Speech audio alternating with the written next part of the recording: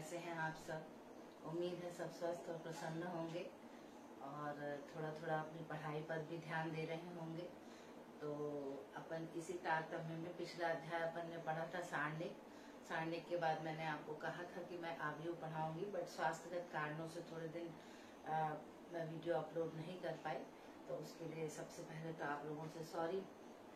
और अब अपन एक नया चैप्टर शुरू करेंगे, मैट्राइसिस। मैट्राइसिस के बारे में कहा जाता है कि जब अपन पुरानी क्लासेस में पढ़े हैं रेखीय समीकरण, दो चार राशियों वाले रैखिक समीकरण देखे हैं अपन ने, जो पुराना अपन पढ़ते रहे हैं। जैसे ये समीकरण की धारणा तो सभी के पास है। जैसे सबसे पहले एक चर राशि वाला है ये, तो इसको सॉल्व करना तो सबसे इजी था, ठीक है। इसके बाद दो चर राशि वाले अगर आते हैं अपने पास, है ना, और ये है मान लो ये, तो अब ये दो चर राशि वाले, तो दो चर राशि वालों को अगर समीकरण को हल करना है तो कम से कम हमारे पास कितने समीकरण होने चाहिए? दो। तीन चर राशि वालों का अगर हल करना है तो तीन समीकरण होना चाहिए। चार चर राशि वाले हैं तो चार समीकरण। तो जितने समीकरण बढ़ते हैं, जैसे एक समीकरण है तो जल्दी आ जाता है हल, दो समीकरण है थोड़ा और वक्त लगता है, तीन समीकरण है तो और वक्त लगता है। जितने समीकरणों की संख्या बढ़ती जाती है उतना ही जो मेथड है वो कॉम्प्लिकेटेड होता जाता है। तो इस मेथड को सिंपल करने के लिए आव्यूह की परिकल्पना की गई है। और बहुत सारा डाटा कलेक्शन भी होता है, उसमें भी गणना की जाती है। तो ये आव्यूह का जो है ये बहुत यूज किया गया है, और आव्यूह यूज करने के बाद ये महसूस किया गया कि जो गणना है वो बहुत अधिक आसान हो जाती है और हमें उत्तर आने में भी बहुत इजी हो जाता है। और इसका कंप्यूटर में भी बहुत सी चीजों में यूज होता है, इंजीनियरिंग में भी यूज होता है, ठीक है। तो बहुत सारे फील्ड हैं जिनमें हम आव्यूह का प्रयोग करते हैं, ठीक है। तो ये जो अपना चैप्टर है ये क्या है? आव्यूह, जिसके बारे में आज अपन थोड़ा बहुत पढ़ेंगे।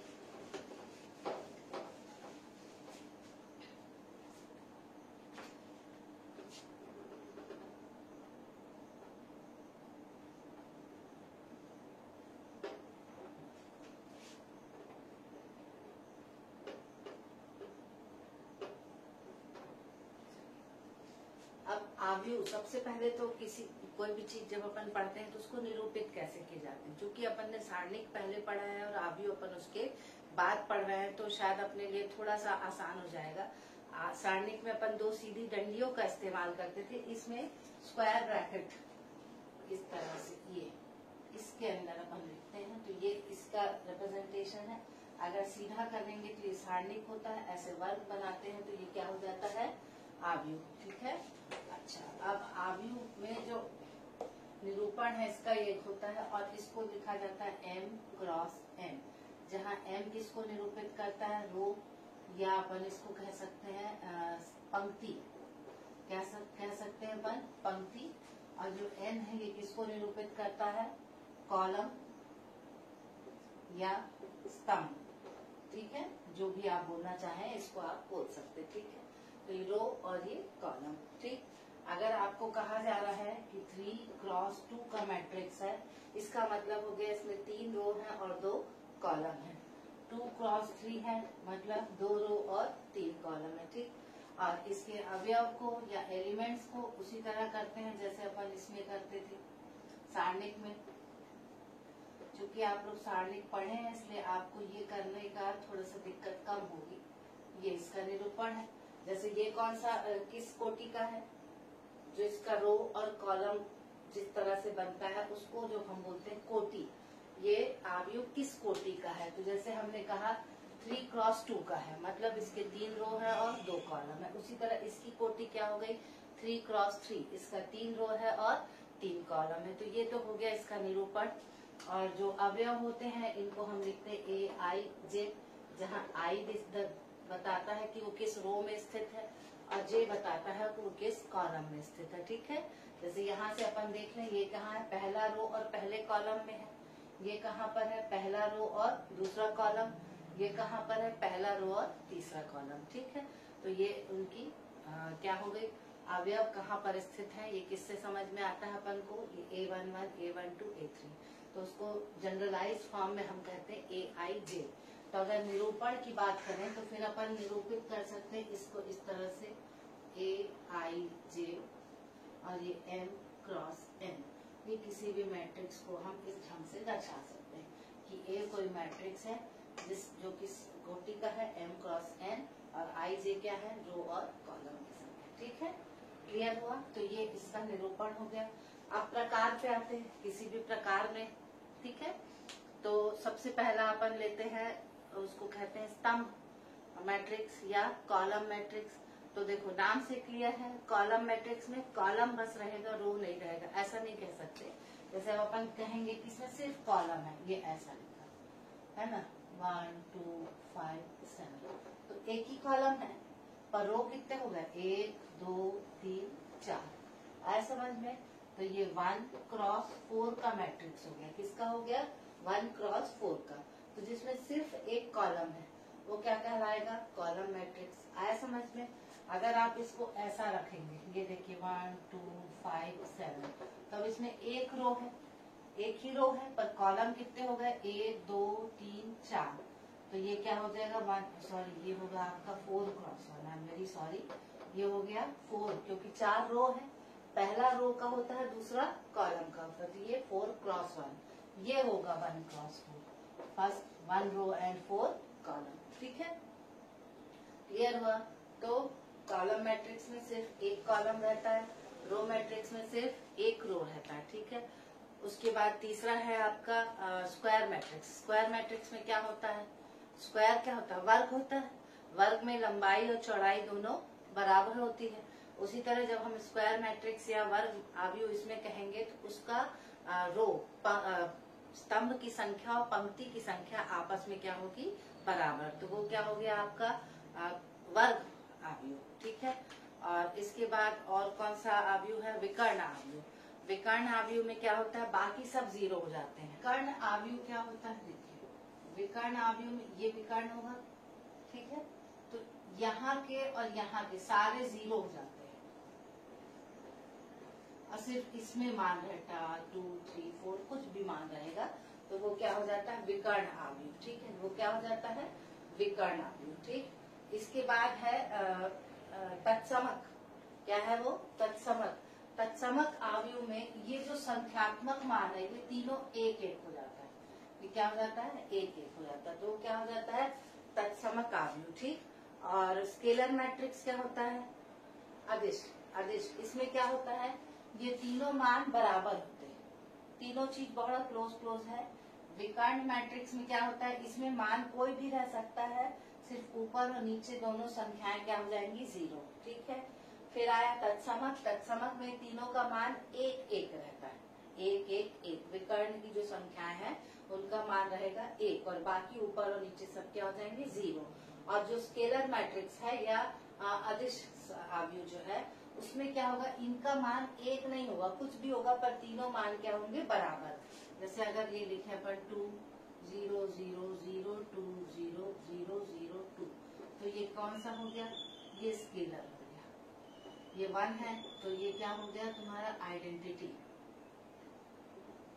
और इसको I से निरूपित करते। ठीक है, और अगर ऐसा रहता 2 0 0 0 3 0 0 0 5, तो ये अलग अलग है, तो ये क्या हो जाता? Diagonal matrix. क्या हो जाता है? ये डायगोनल मैट्रिक्स। तो ये कुछ प्रकार के मैट्रिक्स हैं, और दो मैट्रिक्स तभी आपस में बराबर होते हैं या दो आव्यूह तभी आपस में बराबर कहलाते हैं जब उनके अवयवों के मान भी बराबर हो, कोटि भी बराबर होनी चाहिए और मान भी बराबर होने चाहिए, अदरवाइज वो बराबर नहीं होंगे। ठीक है, जैसे अगर एक मैट्रिक्स अपन लिए A इक्वल टू मान लो ये है 2 3 1 4, ये एक है। ठीक है, अब B बराबर लिए अपन 1 3 4 2। अब बोलोगे इसमें तो अवयव तो सेम ही है, यहाँ भी 2 है, यहाँ भी 2 है, यहाँ भी 3, यहाँ भी 3, सब बराबर है, तो फिर ये क्यों नहीं बराबर? नहीं, ये सिर्फ तब ही बराबर होंगे जब यहाँ पे 2 है तो यहाँ पर भी 2 होगा, यहाँ 3 है तो यहाँ पे भी 3 होगा, यहाँ 1 है तो यहाँ पे भी 1 होगा, यहाँ 4 है तो यहाँ पर भी 4 होगा। अगर अवयव सेम है पर उनका स्थान बदला हुआ है तब भी वो दोनों आव्यूह बराबर नहीं होंगे। आया समझ में? उनकी कोटि भी बराबर होना चाहिए और अवयवों के मान और उनका स्थान, अवयवों के मान और उनका स्थान सब एक सा होना चाहिए। मान तो देखो इसमें बराबर है अवयवों के, और स्थान अगर 2 यहाँ फर्स्ट पे है पर 2 यहाँ पे लास्ट हो जा रहा है तो स्थान अलग हो जा रहा है, तो स्थान भी सेम होना चाहिए और मान भी सेम होना चाहिए। सिर्फ तभी 2 अवयव जो है वो आपस में क्या कहलाते हैं, बराबर। तो इतना आया समझ में। तो पहले अपन अवयव क्यों यूज किया जाता है, जो एक से अधिक चर राशि वाले समीकरणों को हल करने के एक आसान तरीके के रूप में अवयव का इस्तेमाल शुरू किया गया। अब उसका इस्तेमाल जो है वो बहुत बृहद पैमाने पे होता है, कई चीजों में होता है, कंप्यूटर में, साइंस में, डाटा रिप्रेजेंटेशन पे और भी बहुत कुछ चीजों में इसका इस्तेमाल होता है। ठीक है, इसके बाद इसका निरूपण मैंने आपको बताया है। इसका निरूपण अपन किसी कैपिटल लेटर के सामने इक्वल, फिर ये A-I-J और ये M क्रॉस N। ये M क्रॉस N क्या होता है, इसकी कोटि होती है कि इसमें कितने स्तंभ है और कितनी पंक्तियां हैं, इसका डिटर्मिनेशन ये स्तंभ इससे होता है। ठीक है, और I-J क्या है, ये किसी भी अवयव का स्थान बताते हैं कि कौन से स्तंभ में और कौन सी पंक्ति में ये सिचुएटेड है। ठीक है, तो ये हो गया। इसके बाद अवयव के प्रकार अपन ने देखे, तो स्तंभ अवयव जिसमें सिर्फ एक स्तंभ, रो कितने भी हो सकते पर स्तंभ एक ही रहेगा, और पंक्ति अवयव या रो मैट्रिक्स में सिर्फ एक ही रो रहेगा, कॉलम बहुत सारे हो सकते हैं। और उसके बाद वर्ग मैट्रिक्स, तो वर्ग या स्क्वायर मैट्रिक्स में रो और कॉलम दोनों की संख्या क्या होगी, एकदम बराबर होगी, मतलब जितने रो होंगे उतने ही कॉलम होंगे। रो हम कहते हैं पंक्तियों को और कॉलम हम कहते हैं स्तंभ को। ठीक है, तो ये हो गया स्क्वायर मैट्रिक्स। इसके बाद आया डायगोनल मैट्रिक्स या विकर्ण मैट्रिक्स। तो उसमें क्या होता है, सिर्फ डायगोनल्स में संख्या मान जो रहता है वो 0 से दिगर रहते हैं, बाकी ऊपर और नीचे दोनों के मान 0 रहते हैं, तो वो डायगोनल मैट्रिक्स। और डायगोनल मैट्रिक्स में ही यदि तीनों का मान 1 रहता है, डायगोनल में संख्या का मान, तो वो हो जाता है तत्समक के आइडेंटिटी मैट्रिक्स। अगर उसमें एक के अलावा कोई और मान है पर तीनों एक से है, तो वो क्या हो जाता है, स्केलर मैट्रिक्स। ठीक है, तो इतना उम्मीद है तुम लोग का क्लियर हुआ होगा। अब चलिए अब इसके आगे थोड़ा सा देखते हैं अपन। चलिए अब कुछ संक्रियाओं की बात कर लेते हैं अपन। यदि हमको 2 अवयवों को जोड़ना है, क्या करना है, हमको जोड़ना है, तो सबसे पहले हमको देखना पड़ेगा कि इनकी कोटि कैसी है। ये जितनी भी संक्रियाएं होती हैं, एक चीज याद रखिएगा, इनकी कोटि समान होनी चाहिए। अगर कोटि समान नहीं है तो इन पे वो संक्रिया काम नहीं करेगी। ठीक है, चलो तो अब जैसे इसमें देखो, ये किस कोटि का है, 2 रो है और 3 कॉलम है, तो इसकी कोटि भी कितनी, 2 क्रॉस 3। इसकी भी कोटि कितनी, 2 क्रॉस 3। इसको याद रखिएगा, जितनी भी संक्रियाएं होती प्लस और माइनस की, इसमें याद रखिएगा कि हमेशा जो कोटि है वो आपस में बराबर होना चाहिए। ठीक है, तो अब इसमें A प्लस B अपन करेंगे। ठीक, तो इसमें करना कुछ नहीं, पहले अपन इनको लिखते 1 2 3 3 2 1, फिर प्लस किया अपन ने 2 3 5 5 1 2, ये हो गया। ठीक, अब पहले को पहले के साथ, दूसरे को दूसरे के साथ, तीसरे को तीसरे के साथ, एकदम सिंपल है। ठीक है, आपको जगह इधर उधर नहीं करना है। पहले को पहले के साथ, तो यहाँ का पहला 1 है, यहाँ का पहला 2 है, तो 1 प्लस 2। दूसरे का दूसरे के साथ तो 2 प्लस 3, फिर तीसरे को तीसरे के साथ तो 3 प्लस 5, यहाँ पर भी हो गया 3 प्लस 5, 2 प्लस 1 और 1 प्लस 2। ठीक है, तो आपका आंसर कितना आ जाएगा, देखो 3 5 8 और 8 3 3। ठीक, ये तो हो गया प्लस के साथ। अगर माइनस करेंगे तो इनकी जगह क्या आ जाएगा, माइनस, और माइनस में क्या आ जाएगा, 1 माइनस 2 कितना हो जाता है, मान लो माइनस लगा देते हैं, प्लस माइनस दोनों में सेम होता है। ठीक, तो ये कितना आ जाएगा, -1 -1 -2, ये हो गया -2 -1 -1। ठीक है, आया समझ में? तो माइनस और प्लस दोनों हो जाता है। ठीक है, पर इसमें एक चीज जरूर याद रखना है कि कोटि जो है वो एक सी रहती, कोटि में परिवर्तन नहीं होना चाहिए, नहीं तो फिर दिक्कत होगी। ठीक, याद रहेगा आप लोगों को, तो ये चीज आपको याद रखनी है। इसके बाद कुछ गुणधर्म है। तो गुणधर्म जो जैसे योग के लिए अपन गुणधर्म पढ़ते हैं हमेशा जो अलजेब्रा में, ठीक है, तो उसमें क्या पढ़ते हैं, सबसे पहले होता है क्रम विनिमय नियम। क्रम विनिमय नियम का मैं पहले भी बता चुकी हूँ कि क्रम बदलने से मान में परिवर्तन नहीं होता। तो क्रम विनिमय नियम जो है वो एडिशन में होता है पर मल्टीप्लिकेशन में नहीं होता, ठीक है। तो अब हम क्रम विनिमय नियम में क्रम बदलने से मान में परिवर्तन नहीं होता, ये सबसे पहला है। मतलब ये देखो अपन ने अपन किया है a प्लस बी, तो कितना आया 3 5 8 8 3 3 आया। अब अपन उल्टा कर दें b प्लस a, तो b को पहले लिख देंगे अपन 2 3 5 5 1 2 प्लस a को करेंगे अपन 1 2 3 3 2 1, ठीक है। अब जोड़ो तो वही आएगा, देखो 2 प्लस 1 हो गया 3 3 प्लस 2 हो गया आपका 5 5 प्लस 3 कितना हो गया 8। यहाँ 5 प्लस 3 8, 2 प्लस 1 3 और 2 प्लस 1 3। ये देखो 3 5 8 8 3 3, ठीक। दोनों में मान सेम आया है, तो इसमें क्रम विनिमय नियम का भी पालन होता है। इसके बाद साहचर्य नियम का होता है। साहचर्य नियम क्या होता है, a प्लस बी प्लस सी बराबर होता है a प्लस बी प्लस सी। मतलब पहले बी सी साथ में था, फिर उससे जुड़ गया a, बाद में a भी साथ था प्लस फिर क्या हो गया c। दोनों स्थिति में मान में परिवर्तन नहीं होता है, ठीक है।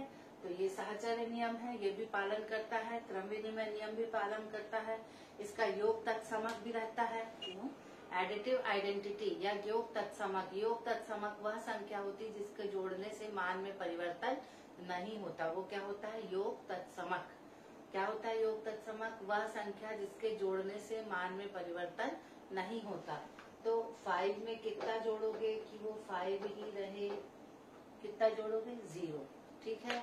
तो उसी तरह किसी भी आव्यूह में अगर हम शून्य आव्यूह को जोड़ देंगे तो इसके मान में परिवर्तन नहीं होगा। आया समझ में, कोई भी ऐसा मैट्रिक्स है AIJ वाला और उसमें शून्य को जोड़ देंगे तो इसके मान में परिवर्तन नहीं होगा, ठीक है। तो ये वैसा का वैसा रहेगा, ठीक। अब योग प्रतिलोम जो होता है वो होता है -a, उसको जोड़ने से अगर दोनों को जोड़ोगे तो तुमको क्या मिल जाएगा, योग आइडेंटिटी, एडिटिव आइडेंटिटी, ठीक, या योग तत्समक, ठीक। तो ये हो गया। इसके बाद गणित गुणा के लिए होता है। गुणा को थोड़ा सा आप लोग समझ लीजिएगा, क्योंकि गुणा जो है वो करने में थोड़ा सा गड़बड़ होता है। अब मुझे तो होता था, इसलिए मैं उसको थोड़ा सा स्ट्रेस देके आपको समझाना चाहूंगी, ठीक है। इसमें एक चीज ध्यान दीजिएगा, जैसे एक कोटि में थोड़ा सा फर्क होता है। इसमें जरूरी नहीं कि दोनों की कोटि बराबर ही हो, पर कोई एक चीज बराबर होना चाहिए, या कोई रो बराबर हो या फिर कोई कॉलम बराबर हो, ठीक है, तब ये पॉसिबल होता है। क्लियर हुआ। चलिए अब अपन क्या देखते हैं, मल्टीप्लिकेशन, ठीक है। तो अब दो आव्यूह को गुणा करना है आपको। तो इसमें आप ये देखिए, जो फर्स्ट आव्यूह है इसमें कितने रो है 2, कितने कॉलम है 3। तो इसकी जो कोटि है वो क्या है, देखो 2 क्रॉस 3। अब इसका देखो तो कितने रो है 3 है ना, और कितने कॉलम है 2, तो इसकी क्या हो गई 3 क्रॉस 2। तो दोनों की एक सी है पर पलटी हुई है, तो इसमें जो है वो गणना आपके लिए क्या हो जाती है, आसान, ठीक है। नियम होता है पहला रो पहला कॉलम, दूसरा रो दूसरा कॉलम, ठीक है। तो अपन करेंगे A क्रॉस B, इसको ध्यान से समझ लीजिए क्योंकि थोड़ा सा दिक्कत देता है। पहले अपन इसके पहले मेंबर और इसके पहले मेंबर को लेते हैं, तो 1 into 2 हो गया। अब इसके बाद अपन प्लस का साइन लगाएंगे, किसका साइन लगाएंगे, प्लस का। फिर सेकंड मेंबर इसका, सेकंड मेंबर, बस ये ऐसा लेना, रो का कॉलम से लेना है, ठीक है। मेंबर फर्स्ट का first, second second, third third लेना है, पर रो का किससे लेना है, कॉलम से। ये अपने को याद रखना, ठीक है। अब ये हो गया तुम्हारा -1 और इसमें भी क्या है -1, फिर क्या लगा देंगे प्लस, ठीक। अब ये थर्ड मेंबर इसका और थर्ड मेंबर इसका, तो 2 into 2, ये बना आपका फर्स्ट एलिमेंट। ये जो आंसर आएगा वो कौन सा आएगा, फर्स्ट एलिमेंट। क्लियर हुआ। अब अपन फिर फर्स्ट रो को सेकंड कॉलम से करेंगे, ठीक, तो वो क्या बनेगा, सेकंड एलिमेंट। फिर देखो 1 का मल्टीप्लीकेशन होगा 7 से, ठीक है। बीच में फिर प्लस, ये देखो ये क्या है -1, यहाँ कितना है +1, ठीक। अब ये कितना, फिर क्या लगाएंगे प्लस, अब है 2 और यहाँ पे लास्ट कितना है 4, ठीक। तो ये क्या आ गया आपका सेकेंड एलिमेंट, क्लियर। अब सेकेंड रो में, फर्स्ट रो का हो गया, अब सेकेंड कॉलम के बाद थर्ड कॉलम तो है नहीं, तो अब अपन उसको नहीं ले जाएंगे, वहीं पे रोक देंगे। अब कहाँ आएंगे, सेकेंड रो में, ठीक है। तब सेकेंड रो को करो, सेकेंड रो फर्स्ट कॉलम, तो सेकेंड रो में देखो 0 into 2, 3 into -1 plus 4 into 2, clear. तो ये फर्स्ट हो गया। अब second row into second column, तो 0 into 7 plus 3 into 1 plus 4 into 4, ठीक हुआ। अब अपन क्या करेंगे, देखो 2 1 जा 2, 1 1 जा 1 और माइनस माइनस प्लस, तो यहाँ +1 और ये 2 2 जा 4, क्लियर। यहाँ पे लेंगे तो 7 1 जा 7, ये हो गया -1 और 4 2 जा 8, ठीक। ये तो 0, ये हो गया -3 प्लस 8, ये हो गया 0, फिर 3 1 जा 3, 4 4 जा 6, क्लियर। जोड़ दो इसको, 3 और 4 7, 7 में से 1 गया 6, 8 और 6 14, 8 में से 3 गया आपका 5 और 16 में से 3, 16 और 3 कितना हो गया 19, ठीक है, क्लियर हुआ, कोई दिक्कत इसमें। तो ये लास्ट में कौन सा आ गया, देखो 2 क्रॉस 2, मतलब इसका रो और इसका कॉलम 2 क्रॉस 2, क्लियर हुआ। तो ये आपने किया A क्रॉस B। अब अपन करके देखते हैं B क्रॉस A। तो अपना जो फर्स्ट प्रॉपर्टी है, जो इसमें मैंने कहा कि गुणा में क्रम विनिमय नियम का पालन नहीं होता, ठीक। तो अभी अपन ने A क्रॉस B क्या निकाला है, 7 14 5 19, यहाँ पर लिख लेते हैं ना। A B जो मिला है वो क्या मिला अपन को, 7 14 5 और 19, ठीक। अब अपन क्या करेंगे, B क्रॉस A, ठीक। फिर देखते हैं कि मान दोनों बराबर आते हैं या नहीं, ठीक।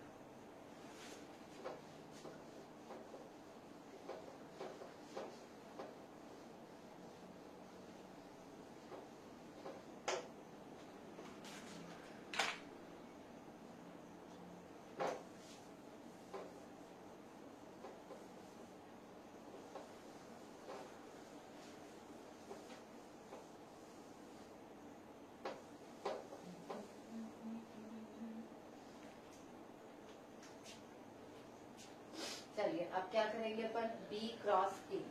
तो B क्रॉस A करना है, तो B को पहले लिखें 2 7 -1 1 2 और 4 इंटू A है आपका 1 -1 2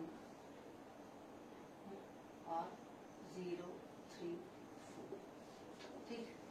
नियम वही है, first row first column, second row second column, third row third column, ठीक है। तो अब करें अपन B क्रॉस A। तो फर्स्ट रो फर्स्ट कॉलम तो 2 इंटू 1 प्लस 7 इंटू 0, पहला, ठीक है। अब फर्स्ट रो सेकेंड कॉलम तो 2 इंटू -1 प्लस 7 इंटू 3, फिर फर्स्ट रो थर्ड कॉलम, तो देखो 2 इंटू 2 प्लस 7 इंटू 4। अब अगर देखोगे तो पहले ही में गड़बड़ हो गया, A क्रॉस B अपने को क्या मिल रहा है, 2 क्रॉस 2 मैट्रिक्स मिल रहा है, और यहाँ तो देखो ये कितने एलिमेंट मिल रहा है, 3 एलिमेंट मिल रहा है, तो यहीं से गड़बड़ है। फिर भी अपन करके देख लेते हैं। सेकेंड रो फर्स्ट कॉलम तो -1 इंटू 1 प्लस 1 इंटू 0, फिर इससे इसको करेंगे तो -1 इंटू 1 प्लस 3 इंटू 1, फिर इससे इसको करेंगे तो -1 इंटू 2 प्लस 1 इंटू 4, ठीक।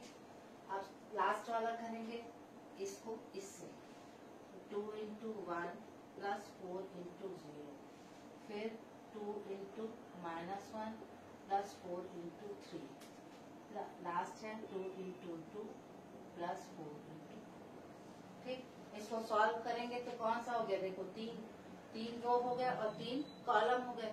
फिर किसमें बदल गया आपका 3 क्रॉस 3, और वो क्या है 2 क्रॉस 2। तो A into B is not equal to B into A। ये क्या हो गया इसकी पहली प्रॉपर्टी। ठीक, बाकी साहचर्य नियम पालन करता है, वितरण नियम भी पालन करता है। साहचर्य नियम इसके हिसाब से क्या होगा, A into B C equal to A B into C. ये हो गया क्या साहचर्य नियम। वितरण नियम है A into B plus C equal to A B plus A C. ठीक, इसके बाद इसका भी वही है, योग तक इसका गुणज होगा। तो इसमें क्या गुणा करेंगे कि मान में परिवर्तन नहीं होगा, तो एक मतलब तत्समक अवयव जो है वो अगर अपन इसमें गुणा करेंगे तो इसके मान में परिवर्तन नहीं आएगा, मतलब A इंटू आई बराबर A ये होगा। ठीक है, दूसरा है कि A में इसका प्रतिलोम गुणा करेंगे तो हमको क्या मिलेगा I।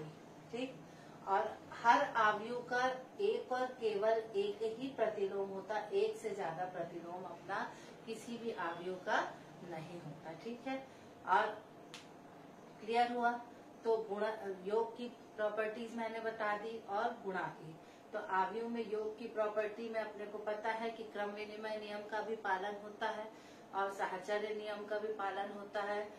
योग तक समक उसका 0 है और योग प्रतिलोम क्या है -1। ठीक, गुणा में मैंने बताया कि क्रम विनिमय नियम का पालन नहीं होता, A into B is not equal to B into A, पर साहचर्य नियम का पालन यहाँ होता है और वितरण नियम का भी पालन यहाँ होता है। इसका योज प्रतिलोम होता है तत्समक अवयव, योज तत्समक, और योज प्रतिलोम होता है A इनवर्स। ठीक है, तो ये इसकी प्रॉपर्टीज हो गई। इसके बाद कुछ संक्रियाएं अपन समझ लें। तो संक्रियाओं में चूंकि अपन ने सारणिक पहले पढ़ लिया है तो अपने को पता है कि यदि एक रो से दूसरे रो को क्रॉस करते हैं या एक कॉलम से दूसरे कॉलम को क्रॉस करते हैं तो हम एरो से, जैसे R1 को हम R2 और R2 को R1 की जगह कर रहे हैं तो इस तरह से करते हैं। अगर हम कर रहे हैं कि R1 equal to R2 plus R3 है तो इसको ऐसा रिप्रेजेंट करते हैं। तो ये कुछ संक्रियाएं दी हैं, चूंकि अपन ने सारणिक पहले पढ़ लिया था तो ये अपन को ध्यान रखना इसमें आसान हो जाएगा। सारणिक और अवयव का जो अंतर है वो ये है कि उसमें के जैसे सारणिक में किसी एक रो या एक कॉलम में होता था, इसमें अगर अपन एक भी नियत राशि का गुणा करते हैं तो वो हर एक के साथ होता है। ठीक है, तो इसको याद रख लीजिएगा। और इसके बाद इसमें बाकी चीजें तो आप कर लेंगे। इसमें एक ही चीज है जो प्रॉब्लम देती है, वो कहते हैं कि बिना विस्तार के प्रतिलोम को निकालना। क्या है, बिना विस्तार के प्रतिलोम को निकालना। तो वो चीज मैं आपको बता देती हूँ। इसके अलावा तो और मेरे ख्याल से इसमें और नहीं बचा कुछ। अच्छा हाँ, एक चीज बची है, ट्रांसपोज, क्या बोलते हैं, प्रतिवर्ती, हिंदी में क्या बोलते हैं, एक मिनट देख लेती हूँ मैं, शायद प्रतिवर्ती बोलते हैं। मतलब जब हम इसको पूरा पलट दें, रो को कॉलम में और कॉलम को रो में, तो हो जाता है ट्रांसपोज ऑफ मैट्रिक्स। उसको हम A डैश से निरूपित करते हैं। किससे निरूपित करते हैं, A डैश। ठीक, तो चलिए थोड़ा सा ट्रांसपोज के बारे में आपको बता देती हूँ। ट्रांसपोज ऑफ मैट्रिक्स, ठीक है, तो ट्रांसपोज ऑफ मैट्रिक्स क्या होता है, जब रो को हम कॉलम में बदल दें और कॉलम को रो में, तो वो क्या जो नया बनता है उसको हम कहते हैं ट्रांसपोज। हिंदी में उसको बोलते हैं प्रतिवर्त। कई जगह उसको AT से निरूपित करते हैं और कई जगह इसमें डैश लगाते हैं। तो दोनों में से जो आपको लगाना है, कई जगह A डैश है, कई जगह A के घात में से T लिख देते हैं। ठीक, तो ये जैसा भी आपको करना है, जैसे A ट्रांसपोज अपन करेंगे तो रो कॉलम बदल जाएगा, तो ये हो जाएगा 3 4 2, ये हो जाएगा 4 1 और 5। ठीक, रो कॉलम में बदल गया और कॉलम रो में बदल गया। अब इसको फिर से अगर अपन बदलते हैं, ठीक, तो फिर इसका ट्रांसपोज करेंगे, तो ये फिर इसका ट्रांसपोज फिर क्या हो जाएगा, देखो वापस ये कॉलम किस में बदल जाएगा, रो में, और रो किस में बदल जाएगा, कॉलम में। ठीक है, तो देखो जहां से शुरू किए थे वहीं पे पहुंच गए। तो इसको कहते हैं ट्रांसपोज ऑफ अ ट्रांसपोज। मतलब परिवर्त का परिवर्त क्या होता है, वो आव्यूह स्वयं ही होता है। ये पहली प्रॉपर्टी थी। प्रतिवर्त का प्रतिवर्त आव्यूह स्वयं होता है, तो ए कॉम्प्लीमेंट ट्रांसपोज का ट्रांसपोज ए होता है। ठीक, अब दूसरी प्रॉपर्टी है ए प्लस बी का ट्रांसपोज बराबर होता है A transpose plus B transpose. तो इसको भी अपन करके देख लेते हैं। पहले अपन क्या निकालें, ए प्लस बी। ठीक, तो ए प्लस बी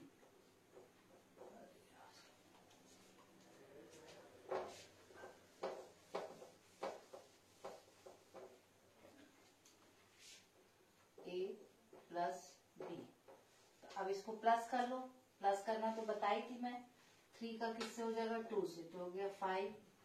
ठीक है, 4 और -1 तो हो गया 3। 2 और 2 कितना हो गया, 4। ठीक, अब यहाँ 4 और 1 5, 1 और 2 3, 5 और 4 9। ये हो गया ए प्लस बी।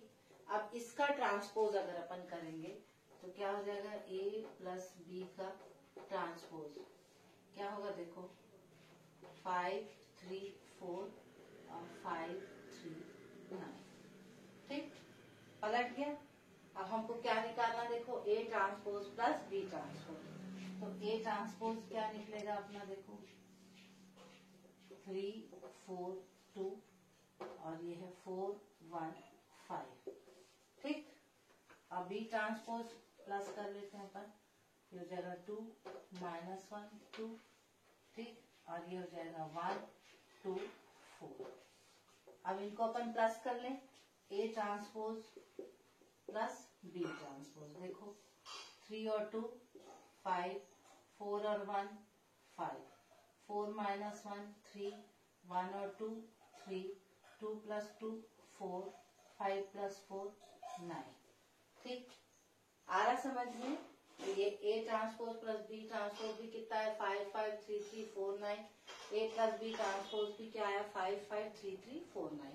तो ये सेकेंड प्रॉपर्टी भी इसकी सेटिस्फाइड हो गई। अब थर्ड प्रॉपर्टी है, उसको भी अपन देख लेते हैं। ठीक, थर्ड प्रॉपर्टी देख लेते हैं, के इंटू ए का ट्रांसपोज इक्वल टू के इंटू ए ट्रांसपोज। ठीक, अब के की जगह मान लो अपन 2 ले लेते हैं।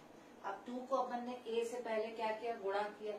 तो इसमें मैंने बताया था सारणिक और इसमें फर्क होता है। सारणिक के किसी एक स्तंभ या एक पंक्ति से भी ये 2 गुणा होता है, इसमें सबसे हो जाएगा। तो ये सबसे गुणा करेंगे, इस रो से भी और इस रो से भी। तो देखो 2 3 6, 4 दूनी 8, 2 दूनी 4, फिर ये 4 दूनी 8, 2 एकम 2 और 5 दूनी 10। ये आ गया 2 इंटू ए। अब हम इसका ट्रांसपोज कर देंगे तो ये देखो 6 8 4 8 2 10 आया। पलट देंगे तो 6 8 4 और 8 2 10। ठीक, ये क्या हो गया, 2a का ट्रांसपोज। अब पहले हम a का ट्रांसपोज कर लिए तो आ जाएगा 3 4 2 यहाँ और 4 1 5, रो का कॉलम में और कॉलम का रो में।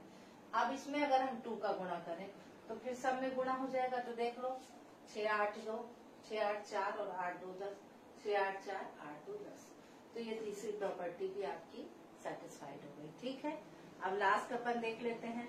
चलिए अब तीसरी प्रॉपर्टी देख लेते हैं, A B transpose equal to B transpose into A transpose. तो ये मैंने यहाँ पर कर दिया है। ए का मान है अपन -2 4 6 है और बी है आपका 1 3 -6। ठीक, पहले अपन ए इंटू बी करेंगे। तो बताया था मैंने, first row first column, first row second column, first row third column. ठीक है, row column row column row column. ठीक है, तो जब फर्स्ट रो फर्स्ट कॉलम करेंगे तो फर्स्ट एलिमेंट बनेगा, फर्स्ट रो सेकेंड कॉलम करेंगे तो सेकेंड एलिमेंट बनेगा, फर्स्ट रो थर्ड कॉलम करेंगे तो थर्ड एलिमेंट बनेगा। क्लियर है, सेकेंड रो फर्स्ट कॉलम करेंगे तो इसका ये एलिमेंट बनेगा, मतलब सेकेंड रो का फर्स्ट एलिमेंट। फिर सेकेंड रो सेकेंड कॉलम तो सेकेंड रो का second element, second row third column तो सेकेंड रो का थर्ड एलिमेंट। ठीक है, फिर थर्ड रो फर्स्ट कॉलम तो ये बनेगा 6 1 6, 6 3 18 और 6 6 36। ये बन गया। अब इसका ट्रांसपोज करेंगे तो देखो रो कॉलम में चेंज आ जाएगा। ठीक, अब अपन को दूसरा क्या करना, देखो B dash into A dash. ठीक, या B transpose into A transpose. तो पहले ए ट्रांसपोज करेंगे, ये कॉलम है किसमें बदल जाएगा, रो में। ये रो है किसमें बदल जाएगा, कॉलम में। अब B dash into A dash करेंगे। ठीक है, तो B dash into A dash किए तो ये आ गया, देखो वही चीज आ गई जो अपने को यहाँ मिली। तो ये जो चौथी प्रॉपर्टी थी ये भी इसकी सेटिस्फाइड हो गई। ठीक है, अब इसके बाद जो इसमें मुख्य आता है वो स्क्यू सिमेट्रिक और सिमेट्रिक। ठीक, तो वो वर्ग में ही संभव है। अगर ए ट्रांसपोज इक्वल टू ए होता है तो वो सिमेट्रिक होता है, और अगर माइनस ए होता है तो वो स्क्यू सिमेट्रिक होता है। ठीक है, याद रख लीजिएगा इसमें। इसके बाद जो है इनवर्स, इसमें जो महत्वपूर्ण है इस पूरे चैप्टर में वो थोड़े थोड़े सिंपल एप्लीकेशंस है जिसको आप कर सकते हैं। इसके अलावा जो सबसे इम्पोर्टेंट है वो है इनवर्स निकालना। इनवर्स निकालना अगर आपको दो तरह से आता है, एक तो जो अगले चैप्टर में सारणिक में मैंने आपको बताया था adjoint of A upon determinant form of A, एक तो वो सूत्र से है, तो एडजॉइंट ऑफ ए निकालो, उसके बाद उसमें रखो और निकाल लो, बहुत सिंपल है वो, सीधे, है ना। दूसरा है जो प्रारंभिक संक्रियाएं हैं उनका इस्तेमाल करके हमको ए इनवर्स निकालना है, तो वो जो है वो थोड़ा सा टेकी रहता है, तो बहुत ज्यादा तो मैं नहीं बता पाऊंगी, फिर भी जो मुझे समझ में आया उस हिसाब से मैं आपको इसको एनालाइज करके बता दूंगी। तो ए इनवर्स निकालने के लिए कुछ टेक्निक होती है, उसको ध्यान रखिएगा। इसमें एक ही तरफ ऑपरेशन करना है। पहली बात, अगर रो स्तंभ की संक्रिया कर रहे हैं तो स्तंभ की, मतलब कॉलम में अगर डीलिंग कर रहे हैं तो कॉलम में, और रो में डीलिंग कर रहे हैं तो रो में ही डीलिंग करना, दोनों को मिक्स नहीं करना है। एक बार रो में कर लिए, एक बार कॉलम में कर लिए, फिर रो में कर लिए, तो उसमें आंसर आपका कभी नहीं आएगा। और अभी मैंने बताया था कि एक जो आव्यूह होता है उसका एक और केवल एक ही गुणज प्रतिलोम होता है, यानी ए इनवर्स यूनिक रहता है, उसके अलावा कोई चीज वहां पर नहीं होती। ठीक है ना, तो ये चीज अपने को ध्यान रखना है, तो उस हिसाब से हमको डील करना है। ठीक।